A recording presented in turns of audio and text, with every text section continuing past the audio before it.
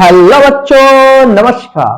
मैं राकेश गौतम। जी हाँ बच्चों, आज के लेक्चर में हम लोग बात करेंगे पैटर्न ऑफ बायोडायवर्सिटी। किसके बारे में बात करेंगे? Pattern of biodiversity. देख इधर,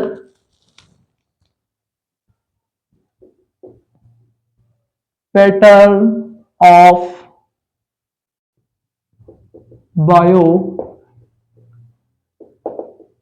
बायोडायवर्सिटी किसके बारे में बात करेंगे बच्चों?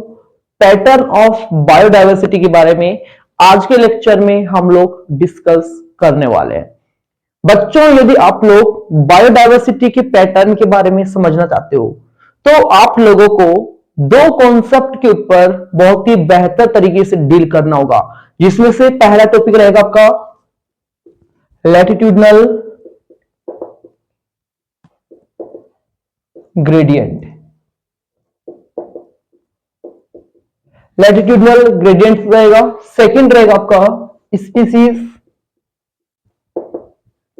Area relationship.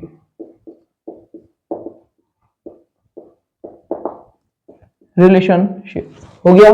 यदि आप लोग पैटर्न ऑफ बायोडायवर्सिटी को कवर करना चाहते हो कि किधर बायोडायवर्सिटी ज्यादा है, किधर बायोडायवर्सिटी कम है, तो आप लोगों को दो कॉन्सेप्ट के ऊपर बहुत ही बेहतर तरीके से डील करना पड़ेगा, जिसमें से पहला टॉपिक रहेगा आपका लैटिट्यूडनल ग्रेडियंट, सेकंड रहेगा स्पीसीज एरिया रिलेशनशिप। लेकिन आज के लेक्चर में हम लोग बात करेंगे लैटिट्यूडनल ग्रेडियंट के बारे में डिस्कस करेंगे, जो कि आप लोगों को यह समझाएगा कि बायोडायवर्सिटी का जो पैटर्न है वो कैसा है। ठीक है बच्चों, बिना टाइम गवाए हम लोगों को अपने लेक्चर की शुरुआत कर देनी चाहिए। चलिए बच्चों, हम लोग अपने लेक्चर की शुरुआत कुछ इस तरीके से करते हैं। देखिए बच्चों, सबसे पहले हम लोग लैटिट्यूडनल ग्रेडियंट के बारे में डिस्कस करेंगे, जो कि आप लोगों को यह समझाएगा कि बायोडायवर्सिटी का पैटर्न होता कैसा है। ठीक है बच्चों, तो यहां मैं लिख देता हूं लैटिट्यूडनल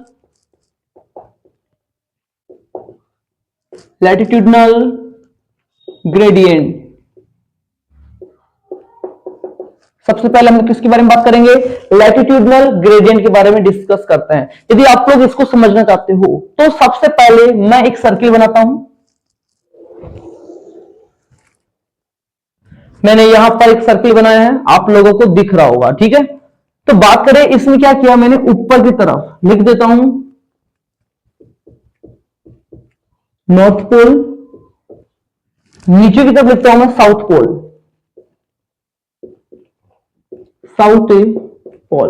कोई दिक्कत, कोई परेशानी किसी बच्चे को?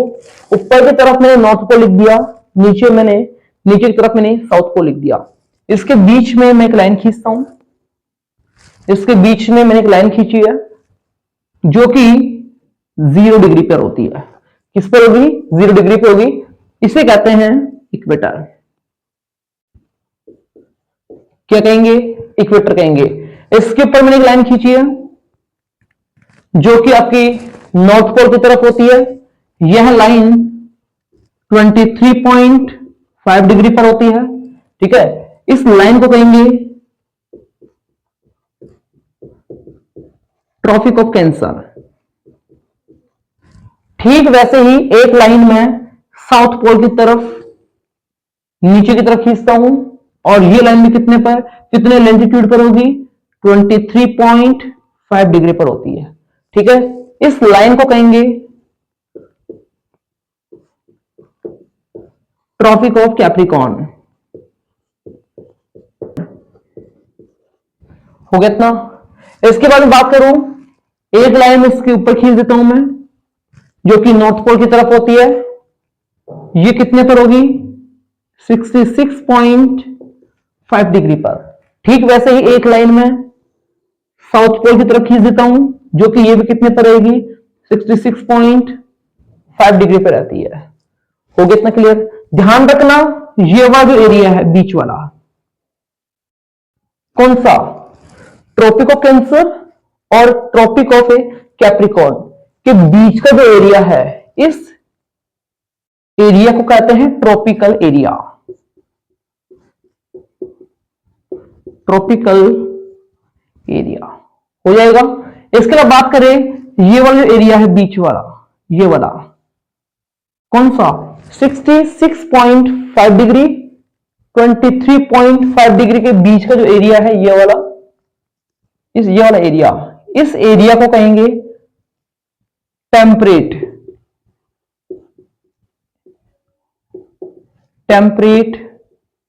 एरिया। ठीक है। और जो ऊपर वाला जो एरिया है ये वाला, इस एरिया को कहेंगे पोलर एरिया।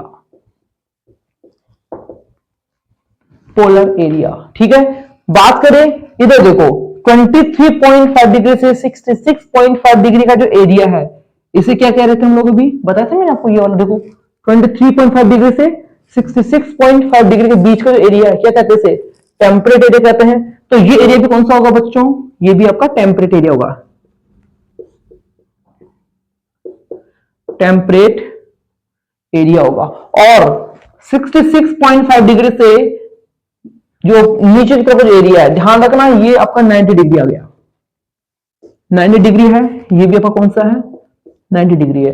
तो ध्यान रखना कि 66.5 डिग्री से 90 डिग्री के बीच का एरिया कौन सा होगा? पोलर एरिया होगा। ठीक वैसे ही 66.5 डिग्री से 90 डिग्री के बीच का एरिया कौन सा होगा आपका? Polar area. होगा। हो गया इतना क्लियर? तो बात करें, देखो बात करें यहां पर आप लोगों को तीन एरिया देखने को मिल रहे होंगे। एक आपका ट्रॉपिकल एरिया हो गया, एक आपका टेम्परेट एरिया हो गया, और एक आपका पोलर एरिया हो गया। तो बात करें कि इसकी डेफिनेशन आप कैसे क्या लिख सकते हो। तो बात करें कि ट्रॉपिकल एरिया क्या होता है। कोई पूछ ले कि व्हाट इज ट्रॉपिकल एरिया, तो क्या बताओगे? आप बता सकते हो कि 0 डिग्री से 23.5 डिग्री नॉर्थ पोल व 23 साउथ पोल के बीच का जो एरिया है, याद रहेगा, मतलब कि 0 डिग्री से 23.5 डिग्री नॉर्थ व साउथ पोल का जो एरिया होता है, उसे हम लोग क्या कहेंगे? ट्रॉपिकल एरिया कहते हैं। क्लियर हो गया इतना? बात करें टेम्परेट एरिया, किसकी बात करें? Temperate area. कि टेम्परेट एरिया क्या होता है, तो क्या बताओगे? 23.5 डिग्री से 66.5 डिग्री नॉर्थ व साउथ पोल का जो एरिया होता है, उसे हम लोग क्या कहेंगे? टेम्परेट एरिया कहते हैं। अब बात कर लेते हैं पोलर एरिया की, कि पोलर एरिया क्या होता है। तो क्या बताओगे? आप इसमें बता सकते हो कि 66.5 डिग्री से 90 डिग्री तक का जो एरिया है, तब ऐसे बता सकते हो कि 66.5 डिग्री से 90 डिग्री के बीच का जो एरिया होता है, जो कि आपका नॉर्थ पोल व साउथ पोल की तरफ होता है, उसे हम लोग क्या कहेंगे? पोलर एरिया कहते हैं। हो गया इतना क्लियर? ध्यान रखना बच्चों कि सबसे ज्यादा यदि बायोडायवर्सिटी यदि किसी एरिया में मिलती है, तो वो एरिया आपका रहेगा ट्रॉपिकल एरिया। ट्रॉपिकल एरिया में सबसे ज्यादा भर भर के बायोडायवर्सिटी मिलती है। उसका रीजन है कि यहां पर सनलाइट बहुत ज्यादा होती है। सनलाइट की वजह से ट्रॉपिकल एरिया में सबसे ज्यादा बायोडायवर्सिटी देखने को मिलती है। लेकिन जैसे जैसे आप लोग इक्वेटर से पोल की तरफ निकलते हो, कहने का मतलब है कि जैसे जैसे आप लोग 0 डिग्री से 23.5 डिग्री 66.5 डिग्री 90 डिग्री, जैसे जैसे आप लोग इक्वेटर से पोल की तरफ जाते हो, इक्वेटर से दूर जाते हो, वैसे वैसे बायोडायवर्सिटी में कमी देखने को मिलती है। तो सबसे ज्यादा यदि बायोडायवर्सिटी आप लोगों को कहीं देखने को मिलेगी, तो वो रहेगी आपकी इक्वेटर लाइन। ध्यान रखना आपका जो इंडिया है कहीं ना कहीं इक्वेटर लाइन के आसपास में ही है, जिसकी वजह से इंडिया में सबसे ज्यादा बायोडायवर्सिटी देखने को मिलती है। ठीक है बच्चों, इतना हो गया। बात करें, चलो आप एक काम कीजिए, पहले आप इसका स्क्रीनशॉट ले लीजिए, फिर कुछ बातें बची हुई है अभी वो भी कंप्लीट कर लेते हैं हम लोग। ठीक है, एक बार आप इसका स्क्रीनशॉट ले लीजिए। हो गया स्क्रीनशॉट? चलिए मैं इसको रेज कर रहा हूं बच्चों, ठीक है ना?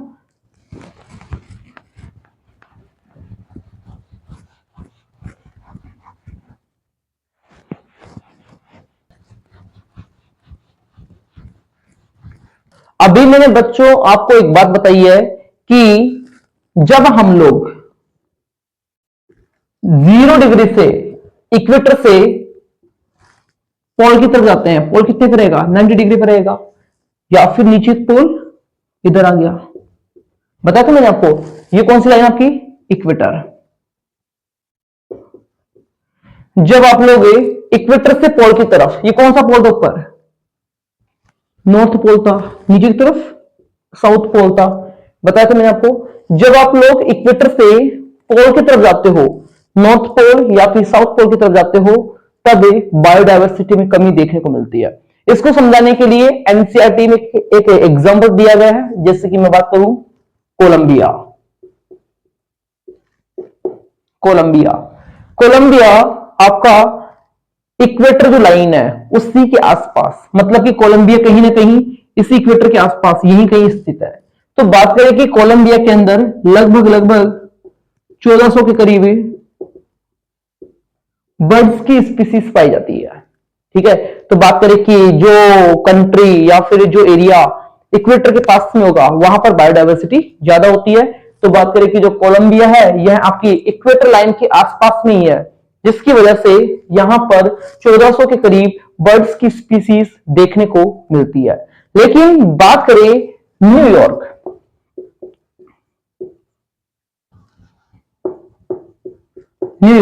यह 41 डिग्री लैटिट्यूड पर नॉर्थ पोल की तरफ, मतलब कि जैसे कि 0 डिग्री हो गया, ये 23.5 डिग्री हो गया, ये 66.5 डिग्री हो गया। तो कहीं ना कहीं यही कहीं आसपास में, इसी के आसपास में तुम्हारा कौन सा कंट्री रहेगा, न्यूयॉर्क रहेगा। न्यूयॉर्क यह 41 डिग्री लैटिट्यूड पर नॉर्थ पोल की तरफ पाया जाता है, और यहां पर बात करें बर्ड्स की स्पीसीज, वो रहेगी 105। कितनी रहेगी, 105। तो बात करें कि न्यूयॉर्क के अंदर बर्ड्स की 105 स्पीसीज पाई जाती है, जो कि कहीं ना कहीं कोलंबिया से कम देखने को मिलती है। लेकिन बात करें एक आपका ग्रीनलैंड, ग्रीनलैंड आपका 71 डिग्री लैटिट्यूड पर नॉर्थ पोल की तरफ होगा, मतलब कि ये आपका 66.5 डिग्री हो गया, ये 90 डिग्री हो गया। तो कहीं यही आसपास में, जैसे कि कितना हो सकता था, 71 डिग्री हो गया। तो मतलब कि आपका जो ग्रीनलैंड है यह 71 डिग्री लैटिट्यूड पर नॉर्थ पोल की तरफ है। तो यहां पर बर्ड्स की स्पीसीज कितनी बताई गई है एनसीईआरटी में, 56। कितनी बताई गई है, 56। तो आप लोग मुझे बताइए कि जो बायोडायवर्सिटी है किधर से किधर कम हो रही है। तो आपको दिख रहा होगा कि जैसे कि यहां पर कोलंबिया है, तो कोलंबिया के अंदर जैसे कि 1400 बर्ड्स की स्पीसीज है। न्यूयॉर्क की बात करें, जैसे कि आपका 41 डिग्री हो गया, तो यहां पर जैसे कि 105 हो गया, यहां पर कितना हो गया, 56 हो गया। तो बात करें बच्चों, जैसे जैसे आप लोग इक्वेटर से दूर जाते हो, पोल के तक निकलते हो, कहीं ना कहीं बायोडायवर्सिटी में कमी देखने को मिलती है। लेकिन बात करें इंडिया की, इंडिया के अंदर बर्ड्स की, 1200 स्पीसीज देखने को मिलती है। तो कहीं ना कहीं आपका जो इंडिया है इक्वेटर लाइन के आसपास में ही देखने को मिलेगा। हो गया इतना क्लियर। आपने नाम सुना होगा अमेज़न रेन फॉरेस्ट, नाम सुना है, एक बार मैं इसको रीच कर देता हूं, ठीक है।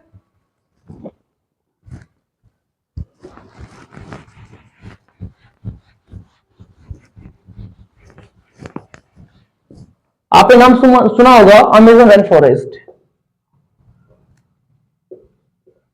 Amazon rain forest. Amazon rain forest पाया कहां जाता है, साउथ अमेरिका के अंदर।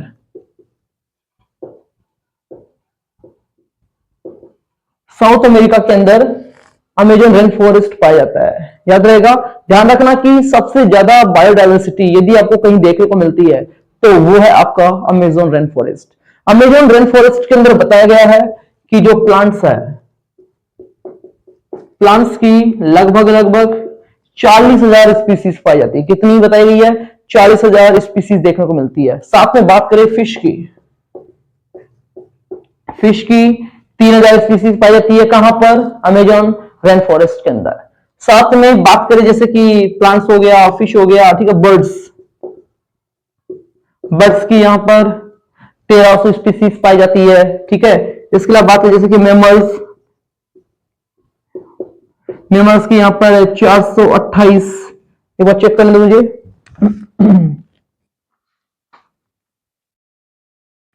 427, सॉरी, कितनी आएगी? 427 स्पीसीज पाई जाती है। इसके अलावा बात करें एम्फीबियंस,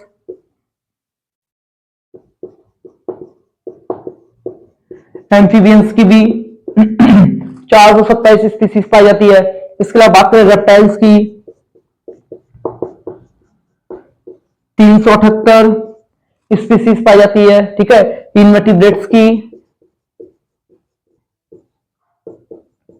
इनवर्टिब्रेट्स की कितनी पाई जाती है?